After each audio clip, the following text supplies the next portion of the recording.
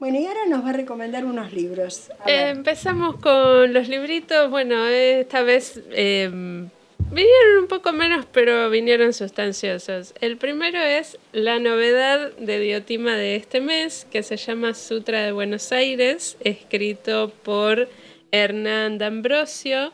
Bueno, como verán, tiene este perro en la tapa porque es parte protagonista de la historia.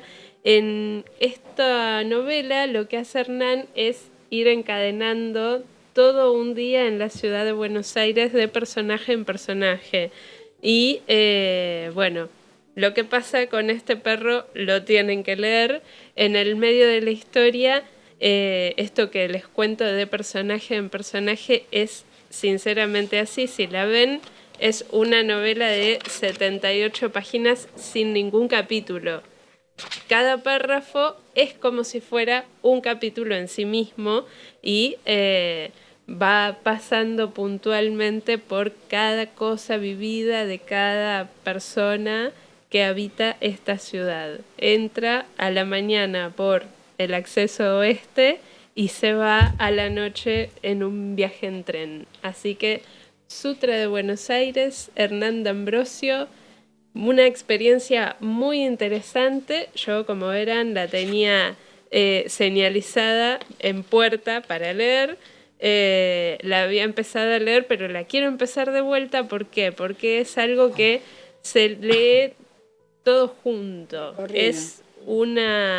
Es una cadena perfecta de situaciones que se tiene que leer de corrido. Se lee rápido. La experiencia que yo tuve fue intensa, pero fue muy rápida, así que recomendamos, siempre de Diotima recomendamos todo. Sutra de Buenos Aires. Es una editorial que tiene muy buenos textos y este particularmente se las trae. Bueno, ¿y qué estoy leyendo en este momento? Este todavía no lo leí, es una novedad, pero ya lo voy a leer. En este momento estoy leyendo En el futuro seremos un objeto retro, escrito por Chris Surutusa. Como verán, tiene realmente un objeto retro en la tapa. Lo llevo muy bien. Ahí tienen señalizado por dónde voy. Es un libro de cuentos, pero son cuentos con personajes súper cotidianos y hay muchas historias muy de pueblo, si se quiere. Es una historia muy linda. Bueno, una historia que une varias historias, obviamente. Y que trata todos los temas. Jóvenes haciendo picardías de jóvenes, gente que llama a la radio del pueblo para hacer pedidos de temas y hacer algo colectivo, un programa bastante colectivo con la radio del pueblo, sin pensarlo, sin idearlo, se gesta algo ahí. Una otra historia tiene un Tinder de perros. Es como algo muy random. Entonces es como que hay algo muy lindo atrás de este objeto retro que yo recomiendo porque está buenísimo y está muy bueno de leer y aparte se lee muy rápido. Así que, y son cuentos, así que siempre recomiendo cuentos, sobre todo para la gente que no tiene hábito lector, como para que empiece con un hábito de lectura. Y la verdad que estos cuentos los recomiendo si quieren empezar con, con un tipo de estilo lector, porque ya digo, son cosas cotidianas, son escritas de una manera muy amena y se leen rápido. Así que está bueno para si quieren empezar a leer, para meterse por ahí. Después, estos dos son parte de los libros que ya leí y que pueden ver la reseña en la página somoslasacosta.com.ar. Estuve leyendo como para empezar esta parte, La Potentada de Mauro Ignati, editado por Enero. Esta editorial saben que también es como Diotima, trae textos bastante potentes, pero en este caso es una novela que se lee de un tirón también. con capítulos bastante cortos, pero muy fluidos, y que está escrita en... Hay mucha gente que dice que está escrita en un estilo Esperando la carroza. Para mí, en realidad, dialoga mejor con Paternoster, que era una obra que vimos hasta hace poco acá en El Tinglado, por todo el tema de la situación moral, de esto de que cómo decirle a la chica que le gusta muchísimo el sexo, que eso no está bien y que la quieren llevar para un lado más moralista y tal cosa. Bueno, para mí por ese lado dialoga mejor con Paternoster. También el personaje, la protagonista, Elvira, para mí es la Gilla Murano de Julieta Silverberg en pinta. Es eso. Y también yo puse en mi reseña particularmente que dialoga perfecto con otra novela de las que leí en el verano, que se llama La distancia justa, que fue escrita por Verónica Selva, y que también tiene una cosa muy psicológica de los personajes, porque en este caso la novela describe muchísimo el aspecto psicológico de cada personaje y quizás hace alguna descripción puntual del físico, pero no se detiene tanto ahí. Entonces uno tiene una idea de cómo puede ser el personaje en el aspecto físico, pero lo que más tiene es la personalidad. Y sobre todo lo que tiene es que vemos todo a través del cariz de Elvira. O sea que todos los personajes que participan de la novela los vemos a través de un juicio de valor, en realidad. Así que también invito a leer La Potentada. Ya digo, se lee súper fácil, la novela fluye muy bien y toda la gente que la leyó dice que se rió, que le causó mucha risa porque la novela tiene mucha sátira en sí misma. A mí la verdad que me invitó a pensar. En parte me invitó a pensar también de qué nos reímos, ¿no? Pero me invitó a pensar en cuántas violencias y cuántas situaciones de violencia, sobre todo psicológica, se viven y casi se naturalizan y no deberían naturalizarse, ¿no? Claramente. Y después, este fue otro de los que terminé en el término de Vaya Cosa del Último Mes. Se llama El Cuarto de los Santos, fue editado por El Emporio hace un par de años atrás. Este era parte de mi lista de pendientes. Este también, Mauro me lo dio para reseñar el año pasado. Bueno, llegó la reseña recién ahora. Se hace lo que se puede.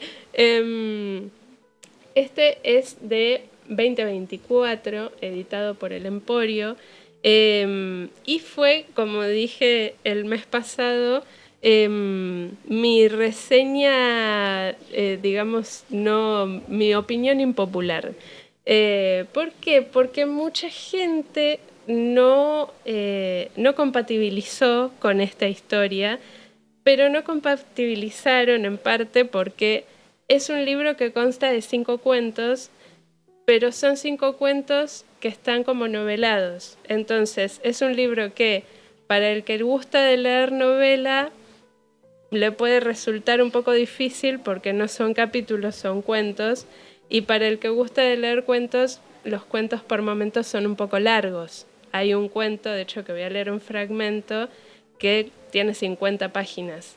Entonces, al no tener una etiqueta puntual de decir, esto me gusta porque es novela o esto me gusta porque es cuento, es como que la gente no sabe cómo tomarlo cognitivamente o cómo tomarlo en su cotidiano de lecturas y, bueno, como que no gusta tanto de esta lectura. Además, otra situación no menor que pasa, pero ya es a nivel editorial, sinceramente El Emporio no corrige del todo bien sus textos. Ya me criticaron por hacer esta salvedad, pero tengo que hacerla porque sé que ustedes, oyentes y los que nos leen, apenas nosotras tiramos una recomendación, ya salen corriendo a decir, me interesa esto. Y bueno, este libro es buenísimo. Casi bastantes, digo, de los del Emporio son libros buenos porque los autores proponen historias excelentes, pero no están bien corregidas, y eso es parte del trabajo de la editorial. No tiene nada que ver con el autor. El autor propone bien, la editorial no trabaja del todo bien. Pero en este caso, Analía propuso 5 historias maravillosas, todas encadenadas entre sí, todas tienen un hilo conductor que se va descubriendo conforme uno va leyendo, y aparte lo que hace es unir parte de la historia de la actualidad, de este contexto contemporáneo, con parte de la historia que se vivió en tiempos del Mundial 78. Como lo leí el mes pasado, me resonó una parte, consensuamos si se podía leer y ella me dijo que sí. Es una parte del cuento que se llama Roberto Cognini, que es exactamente la mitad del libro. Es el cuento que digo que tiene 50 páginas, que es como una pequeña novela en sí mismo.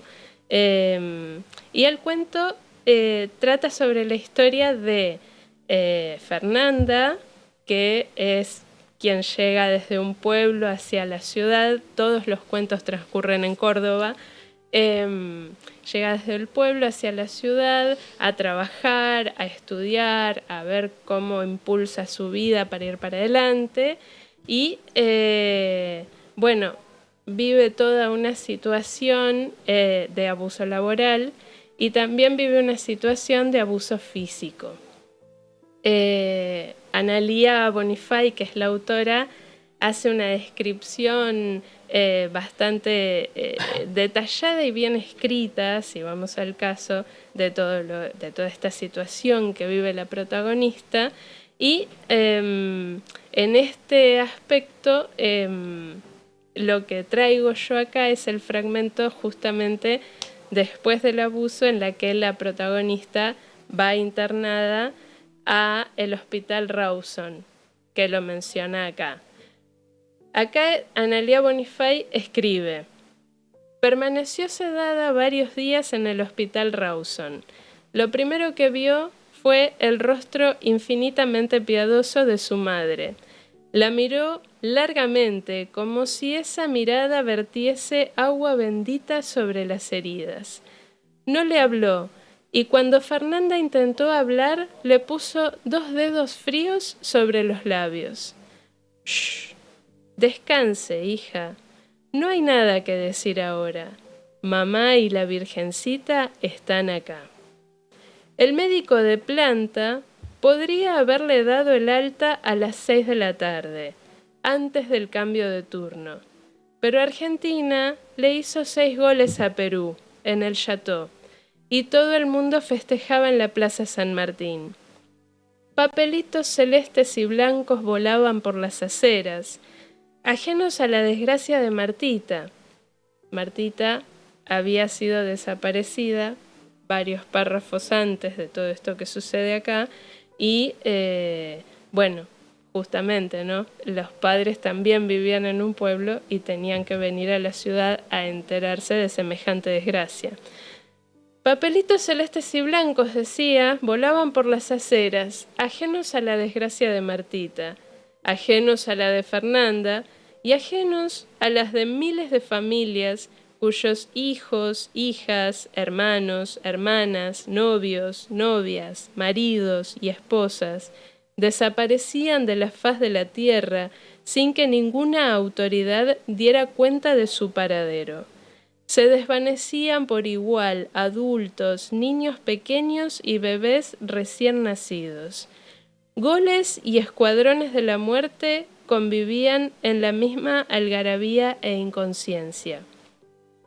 Así como esta historia dialoga, en esta historia dialogan la actualidad con el pasado, en este mundial un poco también dialogan la actualidad con el pasado. Por eso quise traer este fragmento del Cuarto de los Santos, escrito por Analía Bonifay, editado por El Emporio.